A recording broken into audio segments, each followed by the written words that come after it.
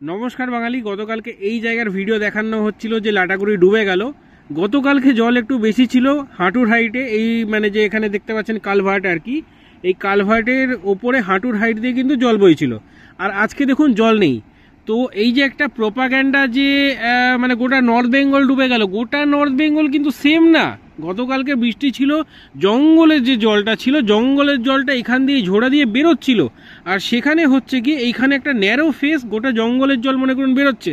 তো এখানে একটা ন্যারো জায়গা, সেখানে হচ্ছে গিয়ে একটু ভালোভাবে ফ্লোটা থাকবে, এটাই খুব স্বাভাবিক। অ্যান্ড আজকে দেখুন জল নেমে গেছে, দেখুন জল কতটা নিচে। তো কালকে হচ্ছে কি, যেটা যে লাটাগুড়ি ডুবে গেল, এটা মানে গোটা দিন ধরে আর কি দেখানো একটা প্রোপাগ্যান্ডা। এবার উল্টো দিক দিয়ে ভিডিওটা করছি, দেখে বুঝতে পারবেন জায়গাটা কিন্তু তুলনামূলক নিচু। তো এইখান দিয়েই জলটা বয়ে যাচ্ছিল। আর যেটার ভিডিও হচ্ছে দেখিয়ে সারাদিন যে লাটাগুড়ি নাকি ডুবে গেল। সুতরাং এরকম ফলস প্রোপাগ্যান্ডা নিউজের পাল্লায় পড়বেন না।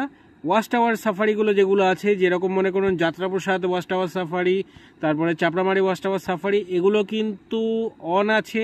লাটাগুড়ি এনআইসি থেকে টিকিট পাওয়া যাচ্ছে। হ্যাঁ, মেদলাটা বন্ধ আছে। আর যেটা এমনি নর্মাল সাফারি, যেটা লাটাগুড়িতে কাউন্টার আছে, সেটা বন্ধ আছে। কিন্তু মেন যে ওয়াচ টাওয়ার, যদি আমি বলি চাপড়ামারি ওয়াচ টাওয়ার বা যাত্রাপ্রসাদ ওয়াচ টাওয়ার, ওপেন আছে। ইভেন কালকে যখন বৃষ্টি হয়, মানে পরশুদিন যে বৃষ্টি হয়, পরশুদিন রাত থেকে কালকে সকাল অবধি, তারপরেও কিন্তু কালকে কিন্তু সাফারি বন্ধ হয়নি, না যাত্রাপ্রসাদের, না হচ্ছে গিয়ে আপনার চাপড়ামারির।